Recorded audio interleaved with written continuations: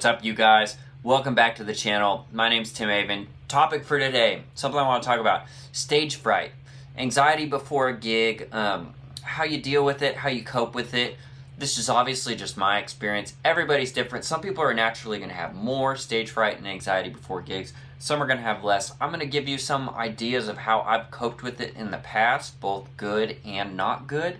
And just tell you some stories maybe, and hopefully this helps some of you out there. So, if you don't know, my name's Tim Avon. Like I said, I play in a band called Lanco here, and I've gotten some questions on YouTube on videos saying, man, that looks like a lot of people. Were you worried before the gig? Or in my live streams, just asking about stage fright in general and how you deal with it. So I think the first most important thing for me, and this is going to sound so obvious, but I want to ingrain it into you guys, is being prepared, knowing the material. I get anxious now if I feel like I'm underprepared, if I didn't practice enough, if I don't know the songs. And there's some situations where you can't really practice enough. And Broadway in Nashville is a good example of that, because you start getting requests thrown your way and you're just going to have to improvise sometimes on some songs you don't really know, or you've kind of heard before but you didn't actually learn to play, but the singer can sing it, so you got to send it.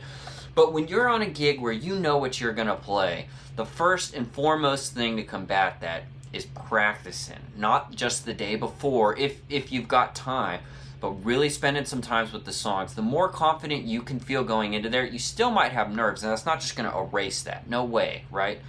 But you're going to be able to sit back once you get up there in the heat of the moment and rely on, okay, I put in the work, I'm going to do my best, and what's going to happen is going to happen. So the biggest thing out of all this, and it sounds so simple, is just preparation. You know, play those songs till you feel great about it, till it's ingrained in you. The ones that you might need to kick off, really make sure you know how to kick that off, whatever song it might be, right? Get to feeling in the pocket, the rhythms, get comfortable with taking a solo, and maybe there's different situations. If you're on here like an artist gig, there's lots of times where you're going to be playing the solo that's on the record, so you want to be comfortable with that. But if you're on Broadway in Nashville, get comfortable just playing over the changes of that song in general, maybe not just the record solo, because you know what happens?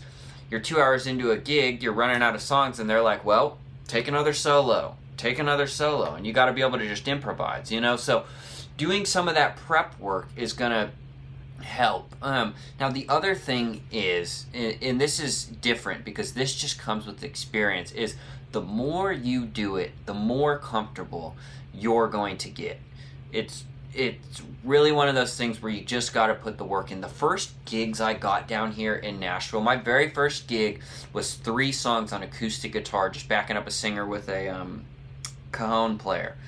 And I was so nervous for it. The songs were so easy, and I had charts for all 3 of them. I was so nervous for it, but it's because I was brand new, and I think at that point my ego was really fragile. I didn't want people saying you don't sound good or trying to critique me, you know, and you got to get used to some of that. Now, most of the time people aren't going to flat out be mean to you. You know, if you really bomb it, maybe the guys won't be quite as friendly or just won't call you again. But that's gonna happen probably at some point in some version of that. And I'm just saying, as you keep confronting, and I'll talk more about this in a little bit, that feeling, you'll slowly get more used to it and more used to it. And when you're prepared and you're used to that feeling, it's a lot easier to go up on stage and be like, I know what we're playing, we've rehearsed, the band sounds good, I'm going to get up and do my thing and not look nervous on stage. Because people can tell, right? When you're up there and you're nervous and fishing for stuff, people know it, you know? Even if it's subconsciously, they know it. And it's, you know, that's just something that the extra part of that is just doing it. Getting out in those situations, you know? If you're suffering from bad stage fright and you've played less than 100 gigs, I'd say just keep on trucking. Keep trucking, you know. I remember there was times where I'd get done with gigs, and this wasn't stage fright, but it's a similar idea, where I'd be like, man, am I ever going to get done with this gig and feel like I crushed it? Because every time I'd be thinking about, oh, I missed this, or I didn't play that great, or I'd listen back to something and be like, oh, that tone was bad, or whatever, you know. And then eventually, before you know it, I'm getting done, and I'm feeling like, man, I played pretty good today. It's just the repetition and the time. And that first comes at home with practice.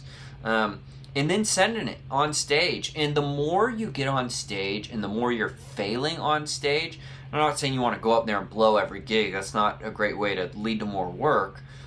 But when you make a bad note, you hit something wrong, and you just keep going and don't let that completely derail you, the more you do that, the more you start getting used to, like, okay, I'm just going to send it.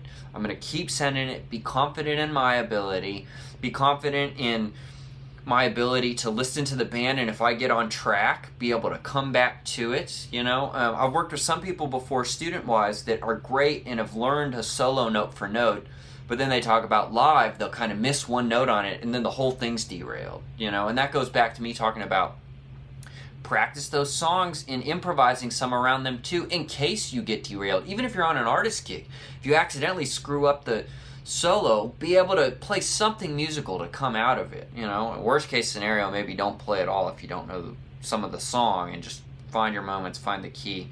But those are the two things, and I know one of them just comes with doing it, but that's going to lead me into my kind of last point. So it's preparation. Prep as much as you can. Make yourself feel as good as you can. And then it's jumping in the fire. It's jumping in the fire. You know, everybody has had that feeling at some point. In some huge artists, you know, you hear stories about, I don't have any good examples off the top of my head, but artists that dealt with that on huge stages and were just constantly stage fright. Some people, you might just be more prone to that, and you're going to suffer it all the time. I'm at a point now where I've played so much.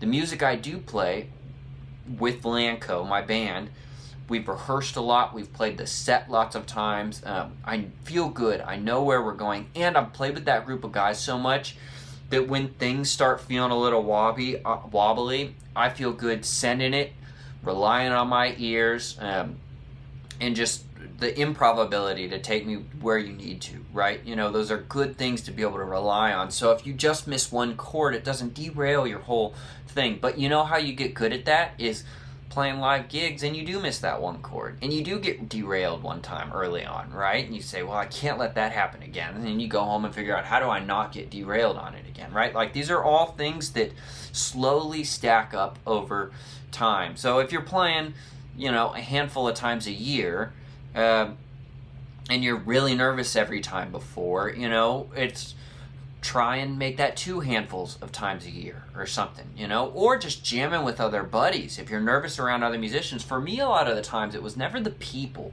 It was never the people out in the crowd. I was nervous for what the other musicians thought about me. That's what makes me the most anxious, you know.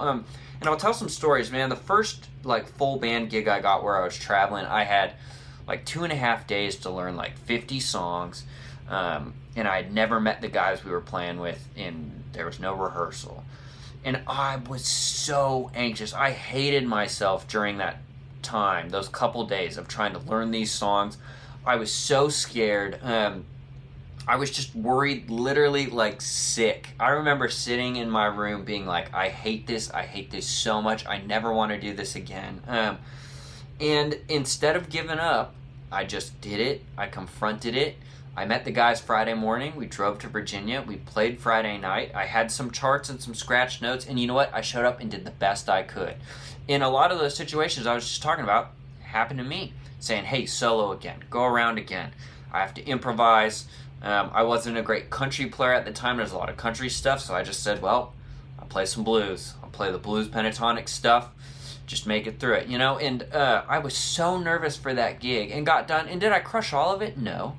But the guys are happy with it. They knew I'd put in the work. And there was no glaring. I wasn't just flat out playing in the wrong key and like not hearing that I'm playing in the wrong key or something, you know? And if that does happen to you, you just got to learn from it. So it's the stacking things of doing it more and more and more, and you get more used to it, and you realize, oh, I hit that bad note. And you know what? No one even noticed. Because I didn't stop and I didn't make it obvious, oh, I hit something wrong. I just kept on trucking. Then I went home and practiced. And then I went to another gig, and then I went home and practiced, and you do that over and over and over again.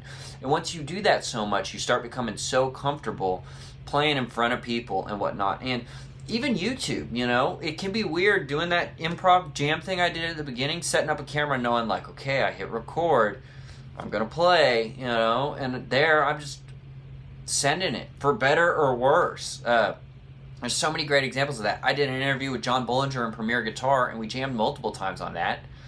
And that's a big deal. At least for me, it was a big deal. And dude, you go back and watch those jams, especially the first one, I was freaking nervous. Just because it's John Bollinger, it's Premier Guitar. They had all these like nice cameras and multiple people in the room, and it's like for some reason I'm sitting in the seat. I don't know why. I was nervous, but all my years of being up on stage and someone looking at me and saying, "Take one," and you just send it in the key of D or whatever, just come into play there. I say, okay, I'm just gonna let the music take me. I'm sure I hit some wrong notes at some points in there, some licks I didn't love. Just got to keep on trucking. So it's the stacking, it's the preparation, and then the hard part is doing it. And that doing it is confronting that feeling of the fright over and over and over again. And when you confront it enough, it's gonna slowly start to subside. Now, like I keep saying, everyone's different. Some people that may never go away all the way. But for me, I've found that when I'm comfortable with the band, it doesn't matter how many people are out. I could be playing to 100 people or 10,000, and I've played to both, and I feel good on both when I feel like I know the music. And the band knows the music. Now, there's another version of this where the drummer shows up and he hasn't learned the songs, and then it's like, oh, it's making us all look bad, and then, but I've dealt with this before. My first gig with Lanco, I was so nervous. I was nervous to go meet the guys. I was so nervous for the first gig. I remember driving to the airport, my girlfriend, and literally being like, dude, just take me back home. I don't want to do it. I don't want to do it. I was just scared to death. Now that leads me to this final point. And if you're out there and looking to make a career in music, or you've moved to Nashville and you're looking to play and you deal with some of this, this is going to be my biggest piece of advice from this video. And this, I think, is really important, and it's hard to recognize and hard to tell yourself. Here it is.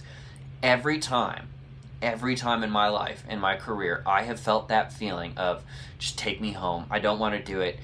Give up. I don't want to do it. Every time I have felt that and I have confronted it, my career has leveled up. Even if I didn't immediately notice it at the time, although lots of times it is immediate. I get done with the gig and it's like, oh, it went great. I was so nervous for it. And every single time I've confronted that feeling where it's really big, that always means something big is on the next side of that. Every single time. And even if it's just, okay, I'm playing at my company's barbecue, we do this once a year, right? You do it, you play, you feel good, you confront that feeling. It might not be as dramatic of a thing, and maybe you're not trying to make this your career, but you confronted the feeling and you're better for it, and you're going to play better for it, and that is what builds your confidence. And confidence on the instrument. I can't sit and shred. There's guys that can play circles around me all day long. Everyone in Nashville can, but I lay back and I can do my thing. I still have a job somehow, and I'm just confident in that. Say, well, I'm going to send it and do my thing. And it's because I've confronted that feeling over and over again. And it sucks. I hate doing that. But it's never let me wrong.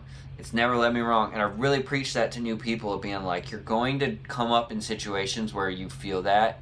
At least most normal people do, from what I can tell. And you got to just take it head on. And, you're going to get done, and even if you blow the gig, how many gigs I've played where there's a bunch of songs where I'm like, I played terrible, or I messed that solo up, or all kinds of stuff like that. I listened back and I was like, oh, that sounded bad. You know what? You're always still alive afterwards. No one's ever come up and hit me on the head with a rock in the middle of the set. I've never been booed off stage. Worst case scenario, the audience isn't that into it, the band's not that into it. And don't get me wrong, if the band's not happy with you, sometimes it can feel a little bit like that. But you're still alive. You're still going to go home. It's okay, right? So I think it's thinking about some of those things and just confronting it that'll help you a lot. And I hope just me talking about some of this helps some of you cats that are trying to do this more and get into it, and things you might not be thinking about, or that's something you struggle with and you just don't know how to confront it. A lot of this is general advice. The main tactile thing is just practice the music to the best of your abilities. Then you got to send it, and you got to just confront that feeling. And I promise, the more you confront it, the more it starts to be like, okay, this is okay.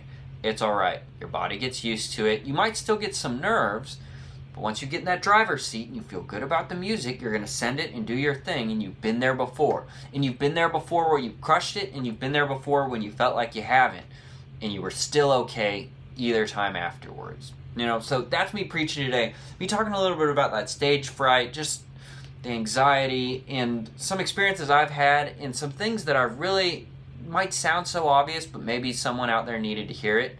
That I really believe is, you know, the key to get more comfortable with that. So, hey, you guys, take this time. If you made it this far in the video, hit the like button. Hit subscribe if you want to see more. I'm dropping videos consistently. I'm doing lives multiple times a week. Also, if you're interested in guitar lessons, I do online guitar lessons or in-person guitar lessons in Nashville.